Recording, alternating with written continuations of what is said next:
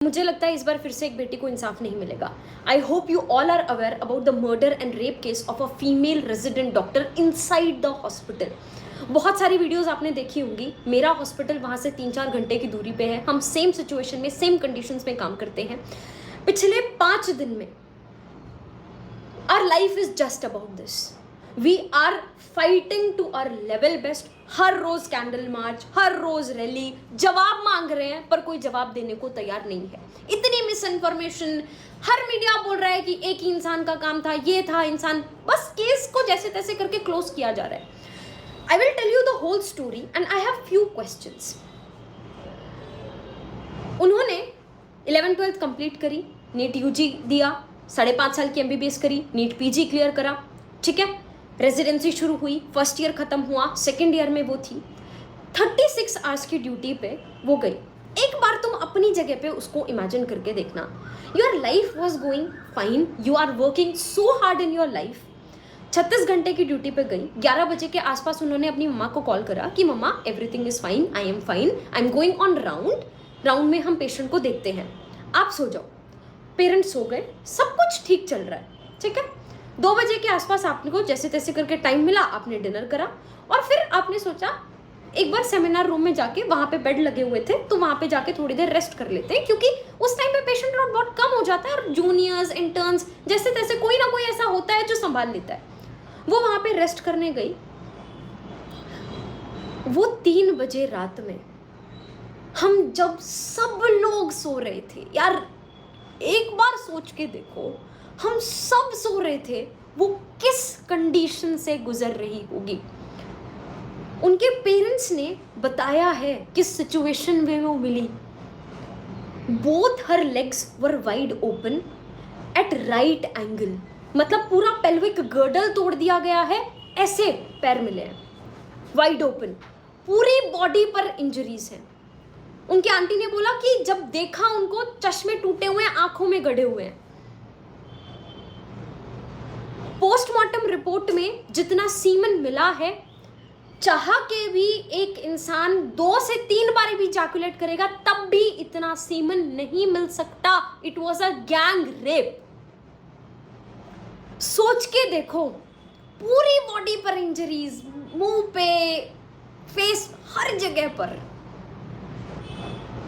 सुबह 7 बजे के आसपास पेरेंट्स को कॉल किया गया। मस्त सो रहे हैं, सब नॉर्मल जिंदगी चल रही है।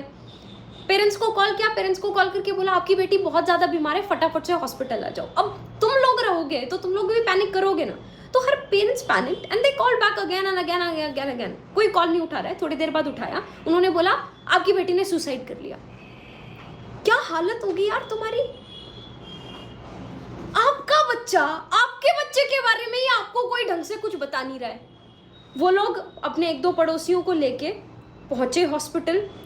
3 घंटे तक खड़े रहे, किसी ने अंदर उनको उनकी बेटी देखने नहीं दी। आपका बच्चा, आपको कोई अपने बच्चे से मिलने नहीं दे रहा, अंदर सबूत मिटाने का काम चल रहा होगा। वरना क्या रीजन क्या है कि 3 घंटे तक पेरेंट्स को मिलने नहीं दिया गया, अपनी बेटी को देखने नहीं दिया गया पेरेंट्स को। और किसी का उसके ऊपर हक कैसे बनता है, माँ बाप को नहीं देखने दे रहे। 3 घंटे तक उन्होंने वेट करा और जब पापा अंदर गए, शी वॉज नेकेड। मतलब this is the worst ever thing एक बाप के लिए जो हो सकती है।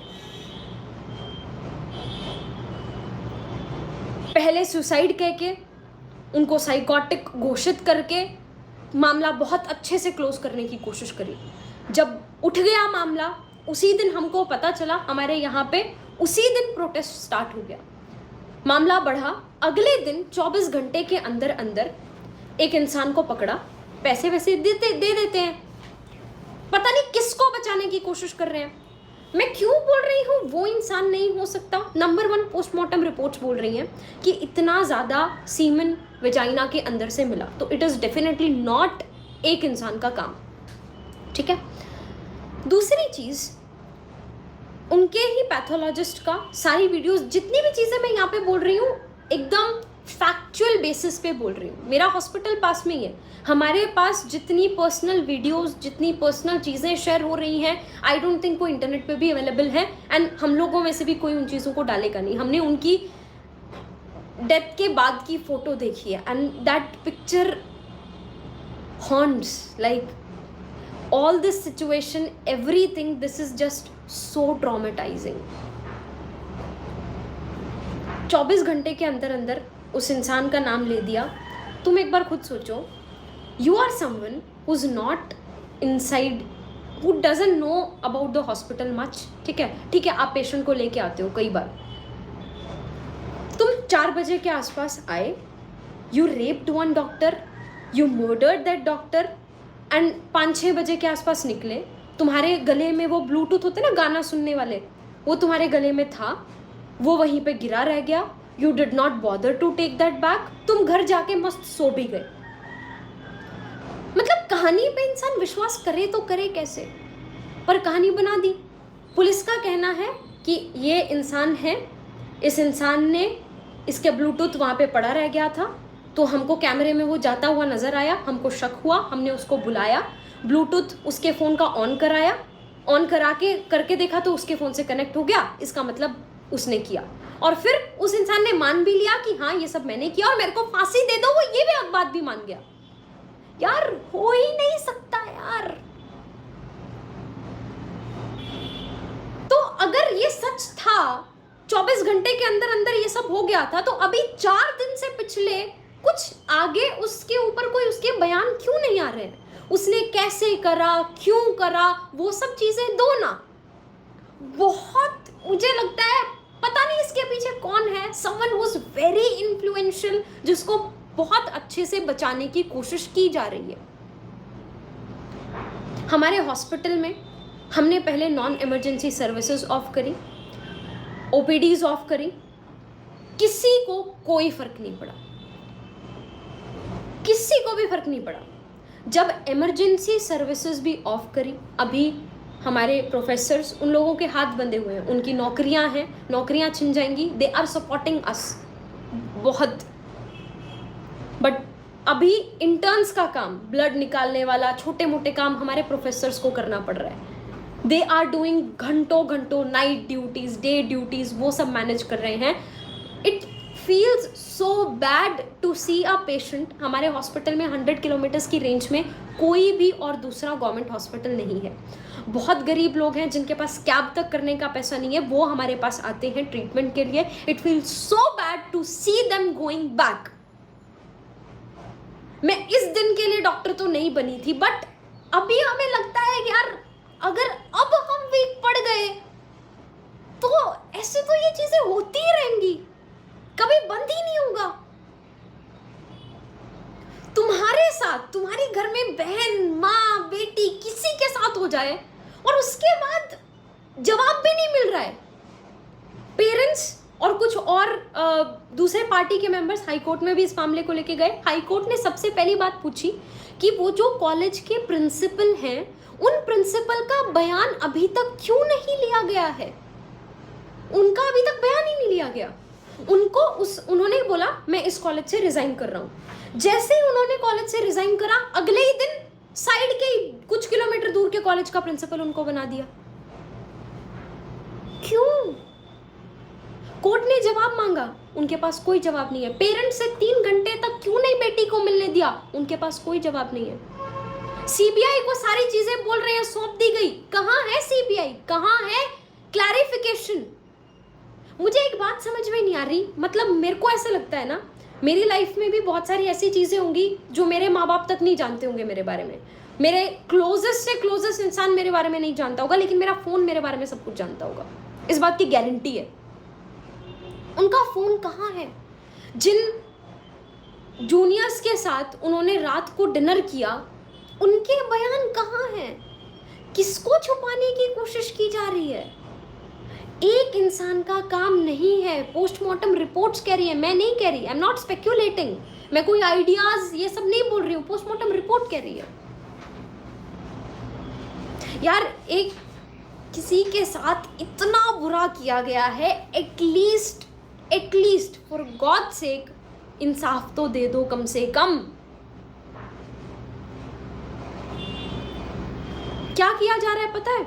जिस सेमिनार रूम में ये सब हुआ उसके पास का कमरा तोड़ना शुरू कर दिया रिनोवेशन के नाम पे।